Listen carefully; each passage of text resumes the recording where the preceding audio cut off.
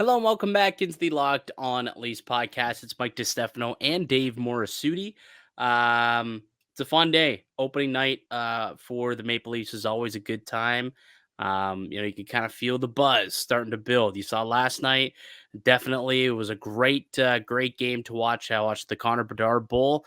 I watched the whole game. He got his first point and they got the win. A few months later, after basically eliminating the Pittsburgh Penguins, Chicago went back into their home rink and beat the tar off him again. Came back, scored 4 unanswered to come back and win that game. It was a wild night for Connor Bedard to start his career.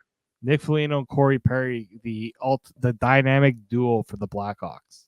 Yeah, I believe they game winner and on the empty netter too. And the empty netter, yeah, that's right. Yeah. So hey man, couple of old dudes out there. They're character guys, but they can still produce. What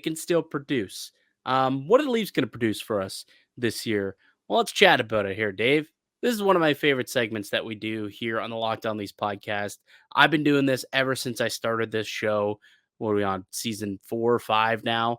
You've been with me for a couple of years here, but it's something that I love to do, and it's our annual over and unders segment. So we're going to take a look at, a bunch of statistics from players and the teams, and basically guess if we believe they're going to go over or under the number. Some of these numbers have been provided to us by FanDuel as well. So you can go and make those wagers right now if you want to go and do so. You can do that. The official sports book of the Locked On Network.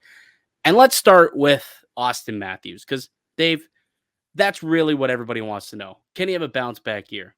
I know he scored 40 goals last year. What a bum. What a bum, right? What a bum. The over-under on FanDuel right now is set at 50.5. Do you see Auston Matthews getting back to being a 50 goal scorer this season? Over under 50.5. I would go over, and the reason why I think that is this is the first year he's coming in without any health concerns. There was no off-season, procedure that he's recovering from. We remember what happened last year and how many times he's gone into a season where he hasn't been fully healthy. He's played, but we know he was dealing with something. Last year, I think it was a wrist injury. Was that last year or was that 2 years ago? See, I feel like he was healthy to start last year, but then he got banged up real early on in the season. And I remember it was like that game against Dallas. He took a hit, and I think he'd been laboring for a while, and then he started to miss some games. But regardless, I think I'm with you where I'm willing to take the over on this as well. Because look, if Auston Matthews can stay healthy, and this is with the assumption that he plays an 80, 82 game season, we've seen what this guy can do. Like, he scored 62 years ago. He's more than capable of scoring 50. So for him to get to 51, 52 goals, I think we could see it happen for sure. And especially if Mitch Marner is going to be on his line, is going to be his line mate and line buddy for a majority of the season. I think just setting him up, I think that's going to be great for him. And look, man, last year, I remember it took him a little bit to find timing. It felt like he was just a little off on a lot of his shots, on the one-timer, on the power play, wherever it was. This year, I think when he scored that power play goal the other day against Detroit, I was like, okay, it looks like timing is here. He's ready to roll, ready to rock, ready to score some goals. So I think that he'll start scoring early and often. I think he eclipses the 50.5 goal mark as well. Yeah, I think really the only thing that's held Auston Matthews back from ever scoring. Remember, like he would always get 40. Can he get to 50? Obviously, he gets to 60. Health was always the concern. It's not just how many games he's played. And the pandemic. And the pandemic. How many of those games was he actually healthy for?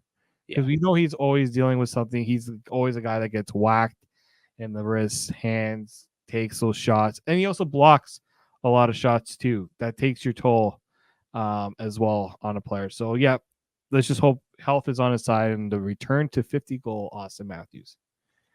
Do we see a return of 40-goal William Nylander?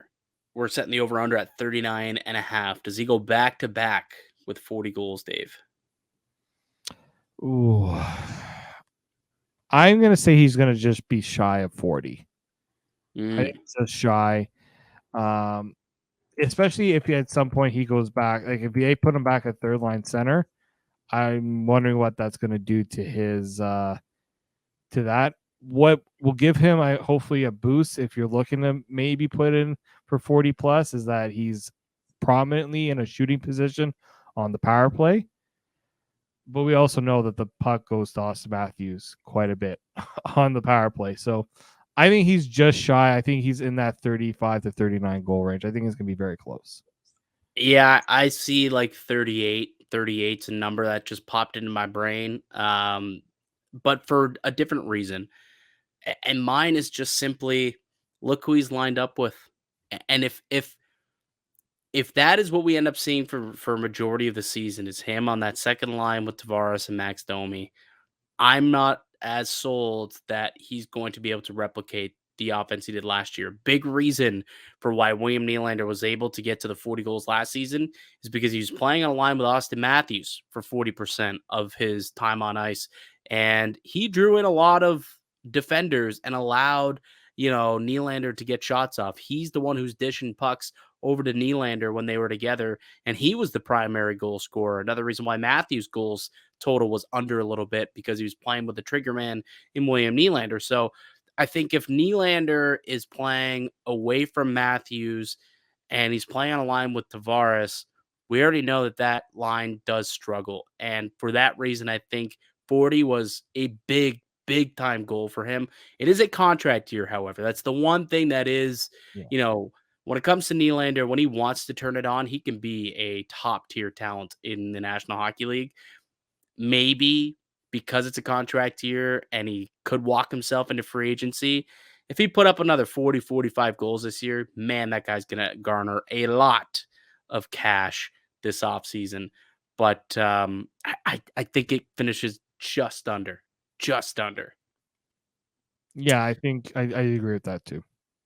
All right. Austin Matthews over under points 95.5. This line provided to us by FanDuel. 95.5. That's quite a line there. So when he scored 60, he had 106 points and he had 85 last year. I'm gonna go over, and the reason why I'm saying that is he's got a better finisher on his line with Tyler Bertuzzi there. Like if he's getting back to that 5-on-5 production that's made him one of the best scorers in the league, Tyler Bertuzzi is going to play a part in that. Mitch Marner should hopefully play a part in that as well. So I think there's a good chance of that, especially if he gets back to 50 goals. He's going to be hovering in that 90 to 95 range easily. That trio could combine for like 110 goals this year. I wouldn't be shocked if those three play, like if they end up playing most of the season together, if those three and that line finishes as the top scoring line in hockey. So we saw Mitch Marner develop a scoring touch, the last couple of seasons, just the willingness to actually shoot the puck now, and he has the confidence to do so, finally scoring on the power play, which is something that remember he won like 100 games without a power play goal. It was something absurd like that. And now he's got like, a bunch since.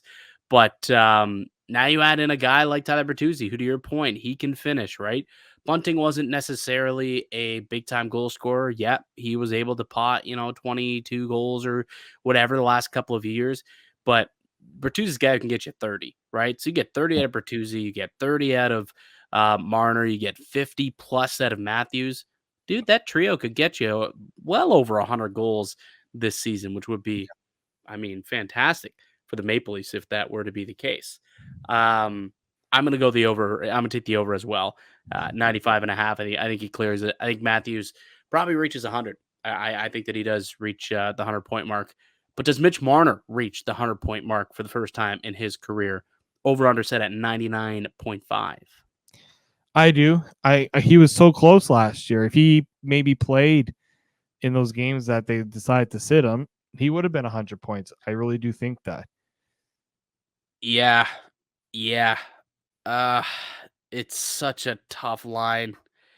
Mitch Marner was unbelievable last year. Like, there were times where, no, I was thinking to myself, man, was Matthews really that good? Or like, did Marner have a lot to do with that 60-goal season that Austin Matthews had? Like, a lot of times when Marner was away from Austin, he wasn't scoring as much. Austin, that is, and I just he always seems to make the best out of whoever he's playing with.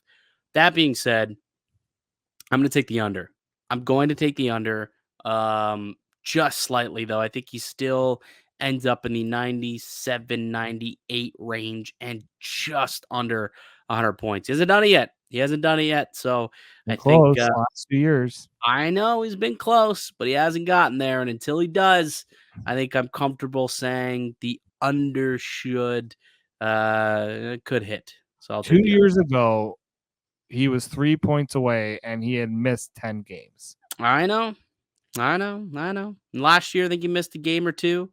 2 games. Technically, if I recall, there was a game late in the season last year too, where I think they took an assist away from Marner or they didn't give it to him for whatever reason. And if they would have given him that assist, which I believe he should have had, he would have got to 100 points, but that's neither here nor there. He can argue about that one. Hey, Yeah. if you have bonuses that pay out $100, 100 or for 100 points, I'd be arguing for that. How many people betting on 100 points from Marner last year were pissed about that too? I'm sure a lot. I'm sure a lot.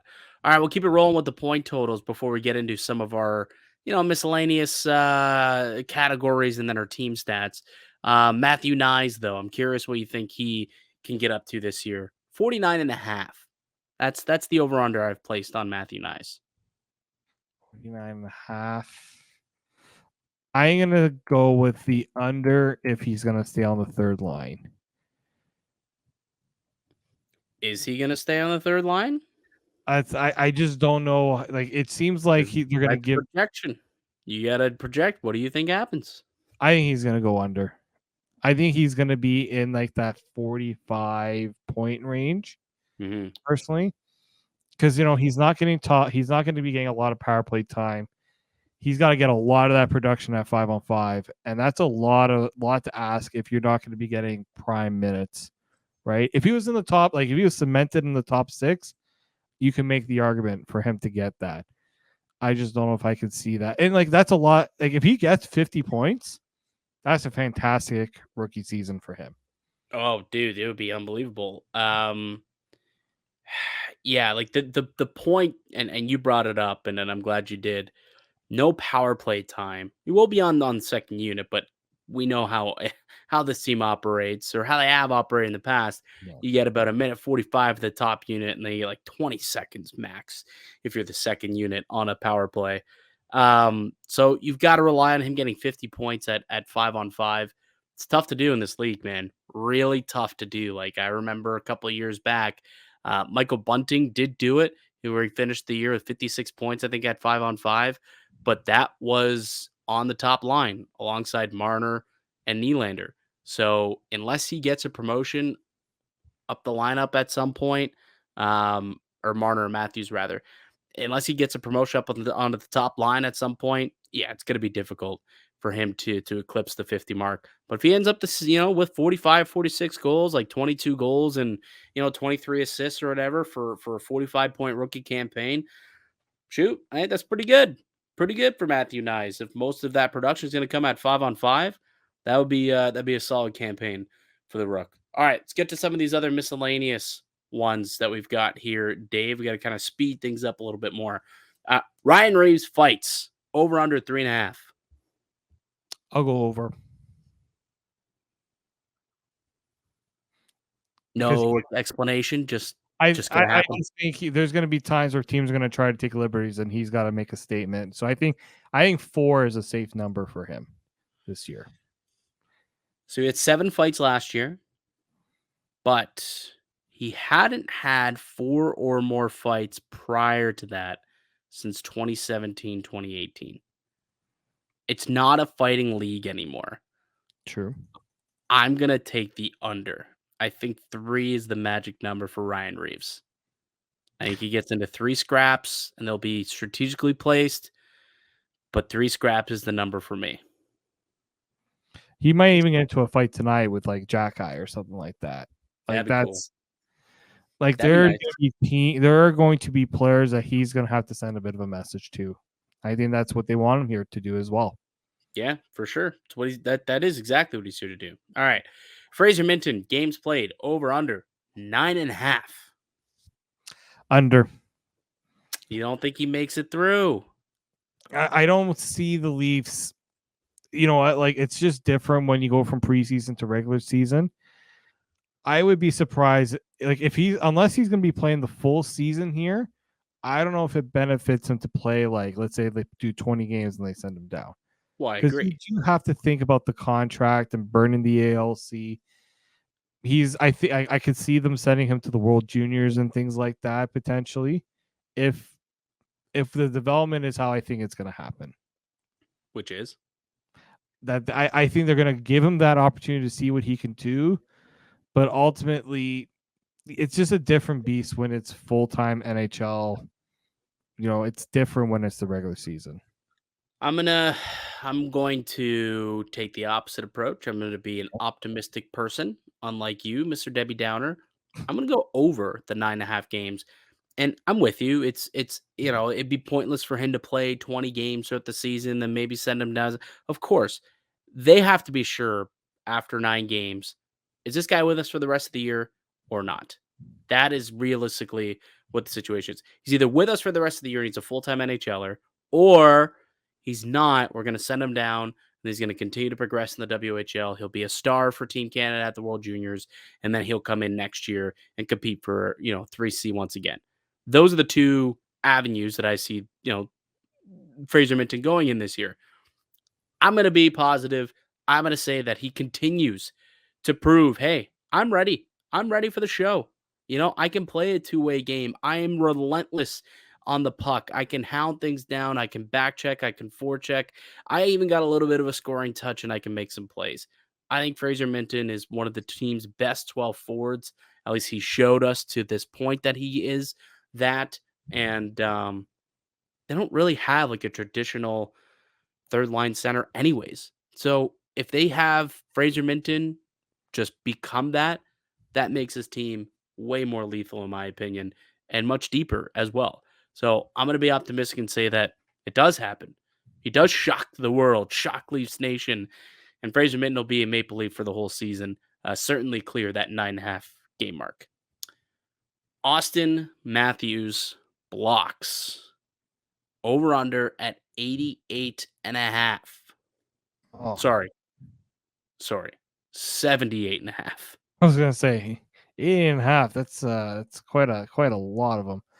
So he had 92 last year. 92 last year, 62 the year before that. I'm going to go under. Now him playing on the penalty kill will change that potentially.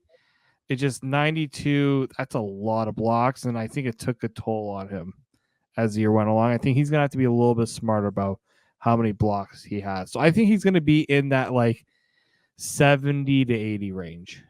I'm gonna go over. I think that I just think it's an important part of the game. And Austin Matthews, I think, is buying in and realizes, hey, this is what I need to do to help this team win some games. And you're right. If he's going to play any amount of penalty killing time, he's definitely more prone to block more shots than he did a year ago. So I think, you look at last year leading all forwards in block shots last season. I think you could do it again and even more with some penalty killing time. So for me, I like Austin Matthews over the number of 78.5. Speaking of a star offensive player who's got some star defensive qualities, Mitch Marner led the league in takeaways last season with 104. I'm setting the over-under at 99.5. Can he replicate his takeaway numbers from a season ago, Dave? Oh, yeah, I can see that. I'll go. I'll go over on that. He's especially on the penalty kill. That's where he gets most of his takeaways too, right? So, I think again, you talk about an important part of the game. I think players have gotten so much smarter with how they pick pockets of players. especially defensively too. I think Marner's been really sneaky about it too. So yeah, I think I can see him doing that again. I'm going to take the under, just slightly under. That was a lot of takeaways from Marner last year. That was a lot. And there's a couple of players, on the team that could probably take some of those numbers away from him too, right? Like Tyler Mhm. Bertuzzi could take some pucks away. Max Domi potentially. You look at what they've got, on the blue line, and I say it's a bit of a high number, 100 takeaways. So I'm going to take the under there. A couple goalie stats here quickly, Dave. Ilya Samsonov save percentage over under 915.5. I'll go over because I think he's going to be in like the 920 range. Wow. So he was 919 last year. So you expect basically the same. I think so. I'm actually going to take the under. I am going to take the under. Not a whole lot under, but like 913, 914, maybe even 915 on the dot. But goals are being scored at a much higher rate nowadays. And I think Ilya Samsonov had a terrific season last year, maybe even punched a little bit above his weight. Um, hasn't looked the greatest so far through training camp. I'm hoping that all changes tonight, obviously. But maybe we don't see, 930 save percentage at home every single night. So I'm thinking perhaps just a tad under that. So I'm gonna take the under and take the opposite of you on that one. Joseph Wall games played over under at 27.5. I'm gonna go over because I don't think they want to play Samsonov more than like I think 55 is like the most they'll want to play him, but I think they don't want to even play him that much. I I think don't they think I want want to play him that much either. I think they want to keep him in that 45 range. I think like 48 to 51. Very random number, but 48 to 51, which would put Joseph Wall over the number.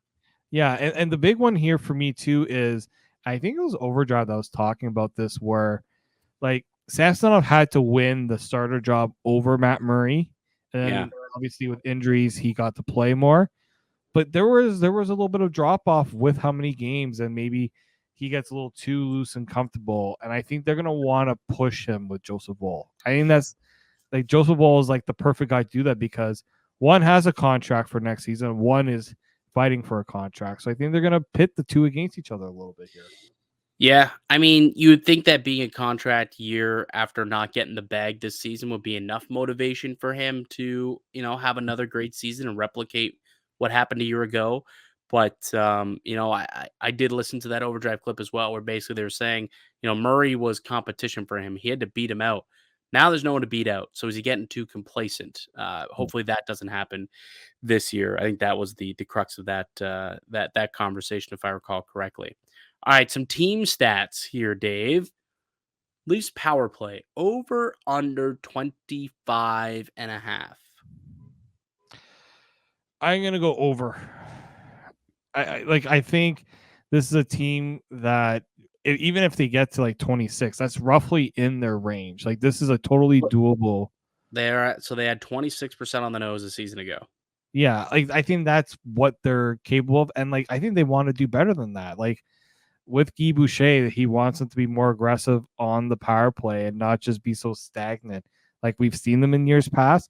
I think the addition of John Klingberg hopefully will push teams to respect that point man a lot more. And I think change the dynamic a little bit of this power play. Yeah, I agree. I totally agree. I think there's we're seeing power plays being executed at a higher rate than we used to. So 26 is the new 22. I think potentially real soon. So I'm with you. I think they go over the number as well and boast one of the league's best power plays for a third straight season. Goals by defensemen over under 29.5. How many goals do you think we see by blue liners this season? I'm gonna go under. So last year they had 27. And like that was because Timothy Liljegren led them in goals. I understand John Klingberg's here, but he's not a huge goal scorer either. I don't know if that's going to be what they You think expect. Morgan Riley's only going to get 4 goals again though? No, I think he'll get an increase. I do think that. I think even like around 8 for Morgan Riley, I think is a safe bet for him. I think Brody only scored twice. Probably expect a little bit more from him. Brody's not shooting a lot. That's the thing. Like, and it's not like he's joining the rush and getting him. Like, it's so much. Like, I think people need to understand it's so much harder to score from the point. Yeah. That a lot of these defensemen that are scoring either are prolific shots from the point, or they're in the rush and they're getting those chances off the rush. That's where the Morgan Rileys and the maybe Timothy Liljegren's can thrive. Like, I'm not expecting Jake McCabe to score a whole heck of a lot. He's not the best shooter. Gio can barely hit the net sometimes, from what I've seen. What about, though, you're forgetting, potentially at some point, Connor Timmins could come back into the fold. I mean, he could come back into the fold and just damage that like my prediction. I'm taking the over, man. I'm taking the over. I think we see more offense on the blue line this I year. think you need to see more offense for the blue line. I truly do believe that, but it's going like these guys are going to have to really step up their game. It's like their shooting, especially. Yeah, I just think that like 27 goals last year was really low. Like that's a low amount of goals. I mean, really super low. Like I said, Timothy Liljegren led the league, or led the team in goals by defenseman. That's your third pair defenseman who was in and out of the lineup all year. They gotta expect to get better numbers from everybody else this season. I've seen defensemen who aren't even like big goal scorers can get 10 goals on their own. Riley scored 20 goals like 4 years ago. I don't think he's going to score 20, but like Riley could easily get 10 to 12 goals himself. And all of a sudden, can the rest of them get you 18? I would think so. I do want to see Riley be a more of a factor off the rush. That's where I think like if you get Morgan Riley down low, he's got a very good shot when he's close in. Need playoff Mo. Need to unlock playoff Mo early and often this year. That's for sure. All right. Individual and team awards / trophies this season. Over under 1.5. I'll go over. Which ones? I think Austin Matthews can threaten to go for the Rocket Richard. I think maybe Mitch Marner has more of a chance at the Selke now that Bergeron's gone, and he can't just automatically win that award for being in the league. Although he's deserved it quite often. It'll be between him and Escher, I think. Yeah. I also think like if Austin Matthews is back to where he was before, he could challenge for the Hart. He can challenge for the Ted Lindsay. Like those are ones there. And I want to see this team try to go for a President's Trophy. That should be the goal. Get yourself. I know that you yesterday if you didn't listen to our NHL prediction show, you should. I think you had New Jersey as like one of the top teams in the league. I had New Jersey winning the President's Trophy, I think. Like that should be a goal for this team. They haven't really been in that President Trophy conversation. I think that's something that they should thrive for this year.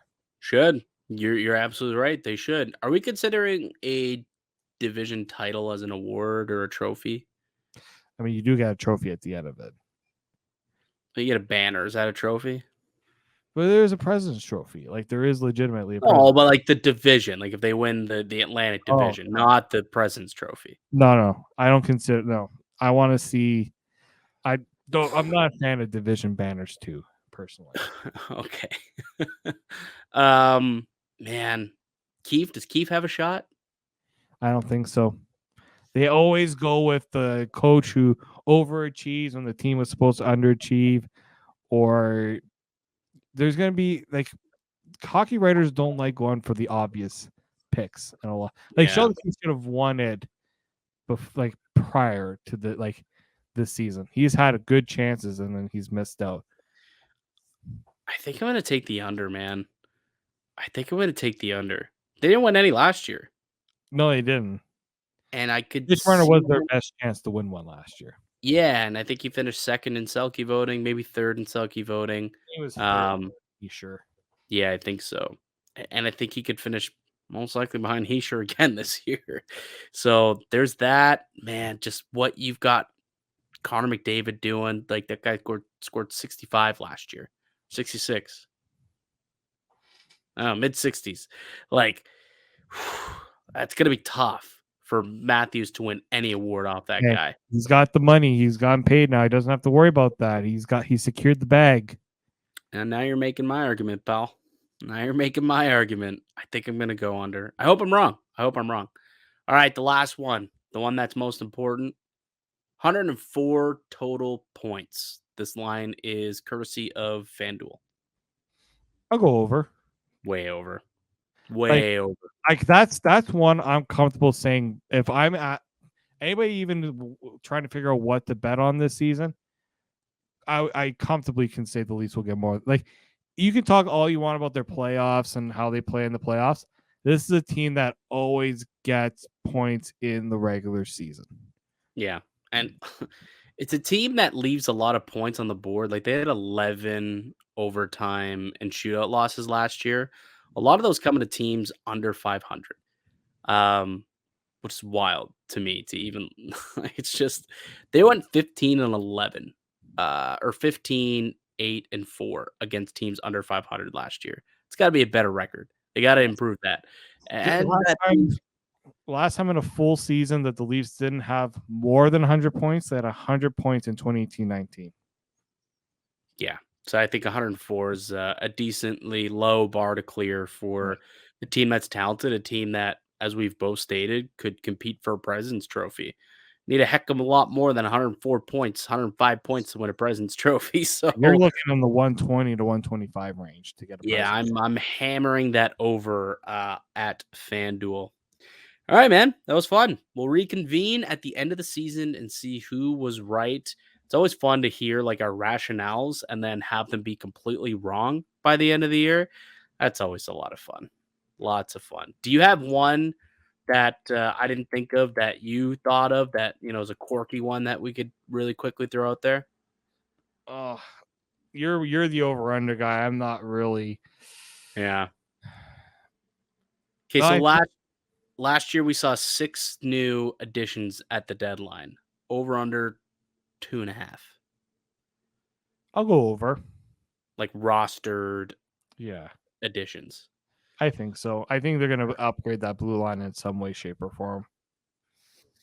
Yeah. And who, depending on what happens with Minton, you said third line center role, they might look at that as well. You're right. Could be. There's still some holes on the team to fill. That's absolutely the truth, my friend. All right, this is fun. We got a game tonight, man. I'm excited for it. Enjoy it tonight, folks. That'll do it for us here today on the podcast. I'd like to thank you all for listening and supporting the show. You can subscribe to the Lockdown Leafs podcast on all podcasts and platforms. I receive daily Leafs content. Follow myself on Twitter at Mickey_Canuck. Follow Dave at D_Morassutti, and follow the show as well at Locked On Leafs. If you enjoyed this video, go ahead, smash that like button. Let us know down below some of your over-unders. That'll be a lot of fun too to hear what the fans have to say about what we think potentially could happen with the Maple Leafs this season. We'll be back with another episode for y'all tomorrow. We will be breaking down game 1 of the Toronto Maple Leafs season. Enjoy the game tonight, folks. Puck drop at 7 o'clock. Until then, keep it locked right here on Locked On Leafs.